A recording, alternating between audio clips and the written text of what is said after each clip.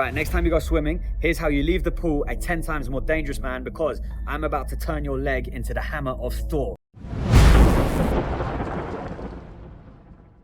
Right, so the reason that the swimming pool is so beneficial is for two reasons. Number one, you're suspended, which means you don't have to balance as much, which means you can pay more attention to the efficient recruitment of your muscles, i.e. you get better technique. Because you're not flopping around all over the place, you can really pay attention to which part of your body are you activating to get a better kick.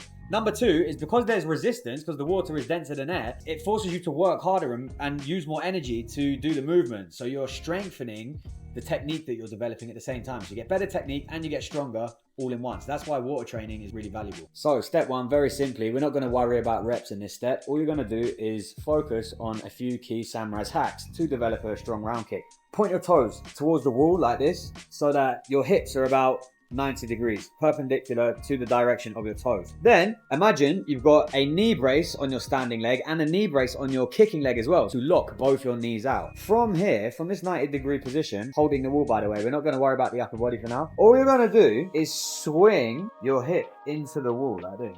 When you are swinging your knee into the wall, it is imperative that you pay attention to which part of your anatomy is causing the movement. It is not your hip flexor. What we are training here is actually the glutes, your gluteus medius, on both the kicking side and also the standing side, because your glutes are your most powerful muscles. It's the delivery mechanism of your righteous masculinity or root chakra. Esoteric way of saying it's where you get your power from. As well as your glutes, propelling your hips around in this transverse rotational plane. You've obviously got your core as well, your transverse abdominis. We're going through a transverse motion, which means rotation. Transverse abdominis, the horizontal abs. Those two key parts of your anatomy, the glutes and the transverse abdominis, are what cause you to rotate around your standing leg. Another key point is my standing leg and my whole standing side of my body becomes an axis. I'm aligning my shoulder on my left side with my left hip and my left knee and my left ankle in a nice straight line as I squeeze both the glutes and the core, and I aim to connect my pelvis to the side of the swimming pool. That is the key here. I'm not using my hip flexor or my quads. My knees are straight and I'm aiming to touch this hip, the kicking hip,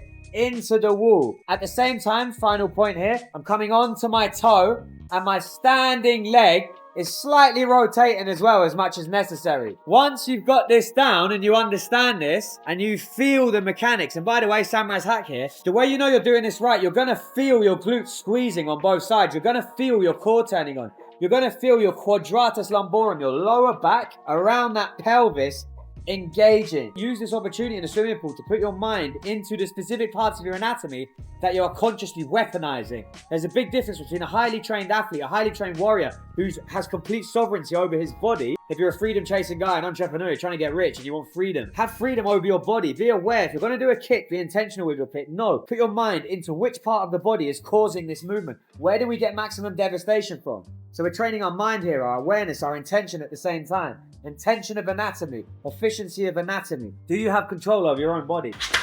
There's a big difference between doing this where you are consciously meditating into the movement and being present with the movement so that you get a perfect kick that's very, very dangerous, or you're just mindlessly throwing your leg out hoping that it hits your opponent. Those are your two ways of navigating the world. Mindfully or mindlessly. Once you've got this down and you can feel the balance, you can feel the engagement of your lower back and your glutes, you're going to switch sides, do the same on both sides. Then we can go into phase number 2, which is rep it. Do between 5 and 10 reps. Let's go for 5 strong reps, and this time we're not even using the arm for now. It's all about focusing on the hips and the hip engagement. We're going to throw it up as hard as we can, boom, and then back nice and slowly, and then explode up again. But it has to be with that perfect form. This is similar to explosive reps in the gym. Say you're doing explosive bench press, slow on the way down, get that tear, get that micro tear, and then throw it up on the way up. So get a micro tear for max hypertrophy in the muscle, and then that explosive power on the concentric phase. Same here. Explode up through the concentric phase, slow and controlled on the way down. Explode up. And you notice, it's like using the cable machine in the gym, except we're using the resistance of the water. All the resistance of the water is forcing my core to work twice as hard and my hips twice as hard compared to doing it on the back. And as long as my technique's good, you're going to get stronger at doing it better. Then we're going to go on to the other side. Make sure you start with that 90-degree angle of the hip. So the toes of the support leg are facing the wall and the hip of the kicking leg is facing 90 degrees the other way. Why? Because it mimics a stance, obviously. When you're fighting, that's kind of a similar position to how you would be fighting. By the way, I'm not cheating by pulling the wall with my hands. I'm only using my hands just to stabilize myself. All the effort of the movement is coming via the glute of my kicking leg and my core.